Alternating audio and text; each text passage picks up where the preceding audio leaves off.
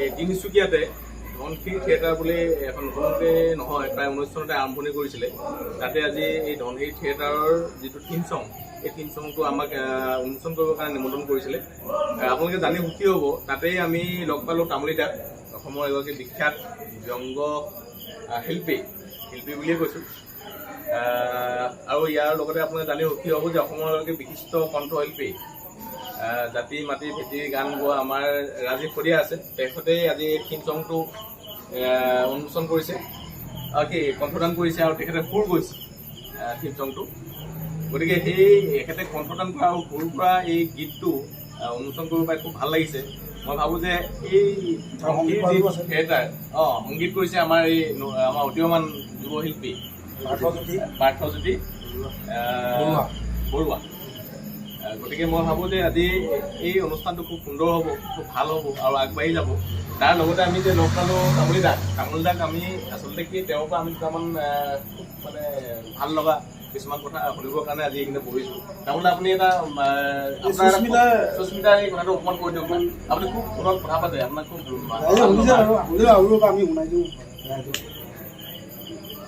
Hello',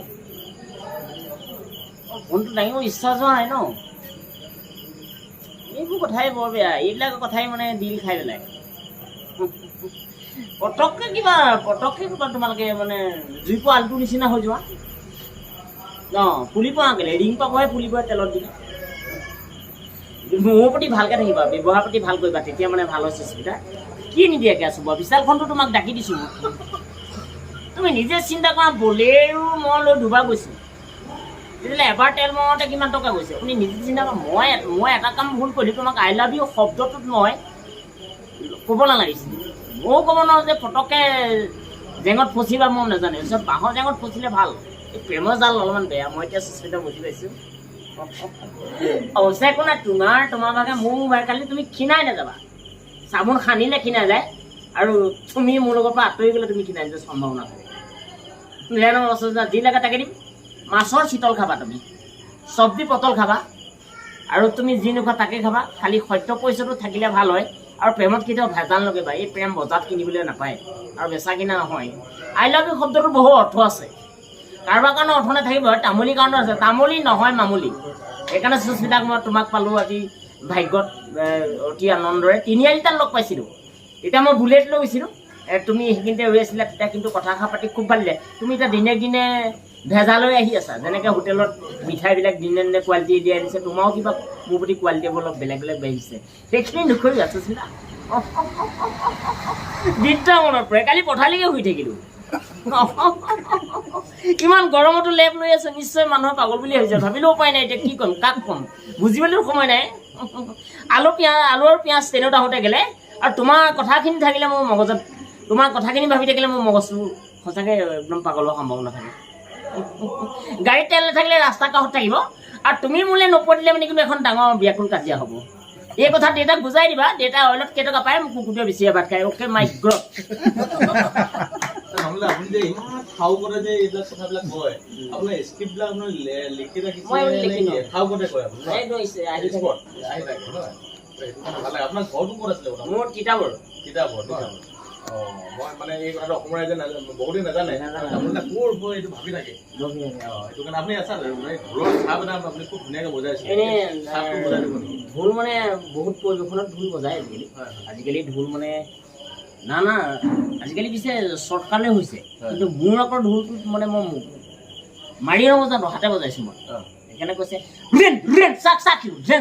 তালি কি চিন ধিন দাও, তাৰমানে ষ্টেজৰ ছোৱালীজনীক ওপৰলৈ যাবলৈ কৈছে।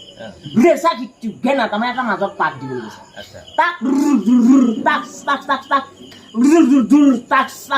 তাৰমানে 3 পাক মাজত দিবলৈ কৈছে। তালি কি চিন ধিন দাও, তাৰমানে আকৌ 3টা পাক দি পেলাই মাজত ৰ'বলৈ ক'লে। তাৰমানে কিছুমান পাকনি থাকে, আৰু চুলি তুলি মৰা অকণমান ডিজাইন খৰচ থাকে। সেই ফটাখিনি কৈছে ওলাল জাকি মাৰি অসমীয়া ছোৱালী, কি যে শুৱালকে উচি কাপোৰ, কপৌ ফুল নাইকিয়াৰ হ'ল, এলাষ্টিক ফুল হ'ল, যাছে ধৰিছে নম্বৰ।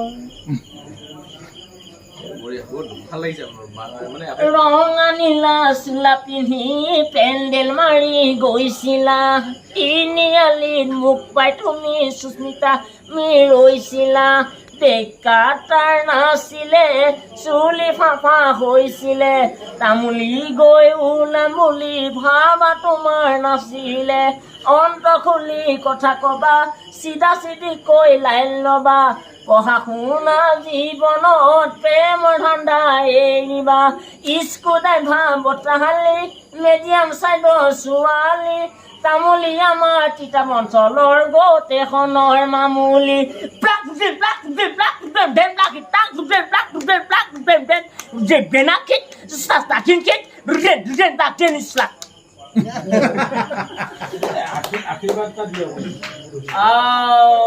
হৰে ৰাম ভাল হ'লে শংকৰদেৱে চৰ্চা কৰি থৈ গ'ল কীৰ্তন ঘোষা দি থৈ গুচি গ'ল মাধৱেও সম্পূৰ্ণ তাতে শংকৰ মাধৱ দুইজনে মিলে এভাগে মাধৱদেৱে কীৰ্তন দিলে এজনে ভাগৱত দিলে 7 দিন 7 ৰাতি ভাগৱত কৰিলে ভাগৱতটো বাজাৰ আলোচনা চলিছে তাৰ মাজতো সেইদি আলোচনা হৈছে জেছ কপিটো সম্পূৰ্ণ বৰ্ডত থাকি গ'ল 2 কপিটো আমাৰ থাকি গ'ল সেই 2 কপি লৈ পেলাই আজিকালি সমস্ত কৰা হৈছে সমাজৰ নীতি হেতা সকলোৱে ধৰ্মসূচীও নষ্ট হৈছে বুলি বাদ দিয়া সমস্ত সমস্যাকে আজিকালি গামোচা লৈ গ'লে কেইবেগ পেকিং হ'ল কোম্পানী কেইবেগ আহি পেলাই ইয়াত পৰিৱেশে কল্পনা নাইকিয়া হৈছে ডিছপাত ওলাই গৈছে কৃষ্ণৰ পেটে সমস্ত পেলাই ভাবিলে সমস্ত কয় কল্প কাবলৈ সময় নাই কেতিয়াকে যোগালী কৰিছে কোনোবা কিবা কৰিছে যেনে কোনো পৃথিৱীত মানে কোনো ইয়ে থকা মানুহ নাইকিয়া হৈছে সেইকাৰণে অসমখন লোৱা হৈছে মাটি খনা গাড়ীবোৰ কলৈ গুচি গ'ল জিপচিয়ে সম্পূৰ্ণ জেচিবিয়ে মাটি খানিবলগীয়া হ'ল অসমৰ লাখ লাখ টকীয়া ভ্ৰমণাই শ্ৰদ্ধালা উপবলাই নানা টাইপ অকণ খালি মানুহৰ দেহাটোৱে উন্নতি নাইকিয়া হ'ল কৃষ্ণৰ প্ৰতি সমস্ত কৰিলে লো পেচা বা হাই পেচা গোটেইখিনি বেমাৰী এটা ভাগ কৰ্ম কৰিছে ৰঞ্জু বিতালী ৰঞ্জু ৰাখামণি সিদ্ধু মানে ককাইদেউ ভাই ককাই মিষ্ট পৃষ্ট বংশ পৰিয়াল সকলো ইয়াতে কৰ্মভাগ কৰিছে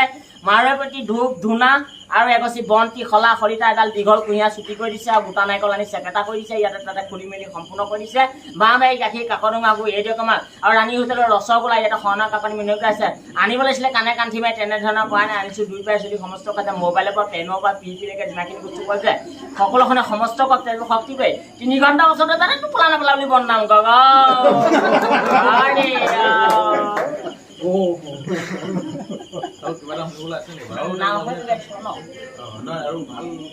আছে এটা পদটা দিছোঁ 3 বৰ্ণীয়া জাতীয় পতাকা আমাৰ অসম বুলি কয় আমাৰ অসমখনতে আকৌ সম্পূৰ্ণ গেট পাছ নহ'লে কোনো মানুহ আহিবলগীয়া নহয় বাহিৰৰ দেশলৈ যাবলৈ মানে ডাইৰেক্ট গেট পাছখিনি লাগে ইমানখিনি মন্ত্ৰী হ'ল যদিও আমাৰ অসমত গেট পাছ কিয় নাথাকে হ'লে যাওঁ কি কওঁ দেহা খান্দি নানা জেগাবোৰ হ'ল আমাৰ অসম মৰম কাটিকে মানে গোটেই অসমৰ মানুহবোৰ হ'ল হ'লে যাওঁ কি কওঁ দেহা খান্দি মনৰ খেলি মেলি লাগে চাকৰি তাকৰি নেপালেও যদি লোৱা হোৱা আজিকালি কি কৰিম খাম গ'লে তথাপিতো সম্পূৰ্ণ বিদেশে আমাৰ অসমখন সম্পূৰ্ণ ল'লে আমাৰ অসমীয়াখিনিয়ে কাম কৰিব নালাগে একেটা মাটিৰে ঠেলা সঁচাকৈ আছে ক'লৈ যাওঁ কি কওঁ দেহা শান্তি মনৰ খেলি মেলি লাগে ৰিং কৰি যেনিয়ে মাইকীজনীয়ে ফোন কৰিলে মানে বুকুখন কেতিয়াবা লৰে ক'লৈ যাওঁ কি কওঁ দেহা শান্তি মনৰ খেলি মেলি লাগে ঘৰত নাই মোৰ চিলিণ্ডাৰ যে বৰ আলোচনা আছে অতি টকাখিনি অতীতভাগে লিখি নকৰে আমাৰ ঘৰত পখিলা পইচা আলোচনা কিছুমান চলে 3 আলি 4 আলি ডেমেজ আলি গাঁও ৰবীন্দ্ৰ দোকানৰ মাল খাই পেলাই পাছফালে আমি যাওঁ ক'লৈ যাওঁ কি কওঁ দেহা শান্তি মনৰ খেলি মেলি লাগে ভাগত চাগত পেটলে যদিও তাতে ৰাজনীতি কুটনীয়া চলে ক'লৈ যাওঁ কি কওঁ দেহা শান্তি ধৰ্মৱস্থা চলে আমাৰ ধৰ্মচন মিটিং কথা নাথাকিলে 1 মানুহ থাকে ক'লৈ যাওঁ কি কওঁ দেহা শান্তি মনৰ খেলি মেলি লাগে ভাল কামত মানুহ নহ'লেও আজিকালি সম্পূৰ্ণ মোবাইলতে মানুহ বিজি হৈ পৰে এই অসম শুৱনি হয় ক'লৈ যাওঁ কি কওঁ লাগে কিছুদিনৰ পাছত আৰু অসমত ভাত বিকাৰ সম্ভাৱনা আছে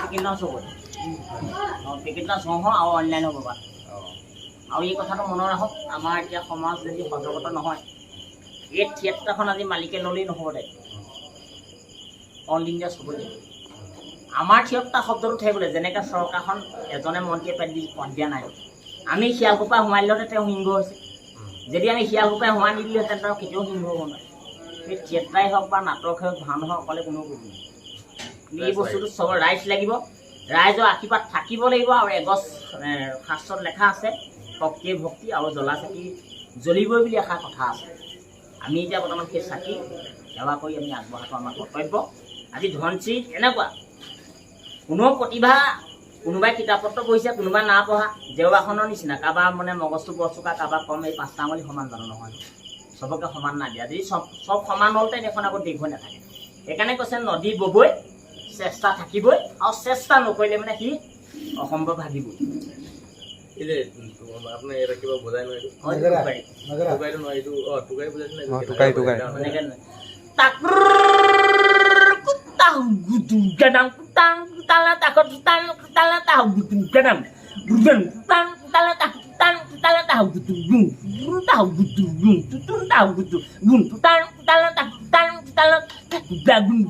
তাৰমানে ৰাতিমান চাব যাব লাগিছে নাম লোৱা মন ভাই নামৰ পিনে গতি নাই এই নামৰ হৰি নামে জগত জিনি যায় হৰি নামে মধু সুৰে নদী হৈ যে যায় এই নামৰ সেৱা ভক্তি ঈশ্বৰলৈ যায় নামৰ বিনে গতি নাই প্ৰভু ঈশ্বৰ শক্তি পায় হৰি নামৰ প্ৰেম নদী ধীৰে ধীৰে বায়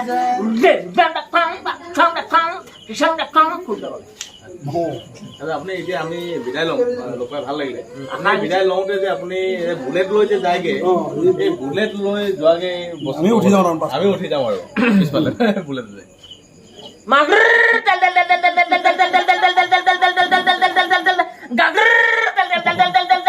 গাড়ী আধা লিটাৰ তেল দেখোন চলাব নোৱাৰে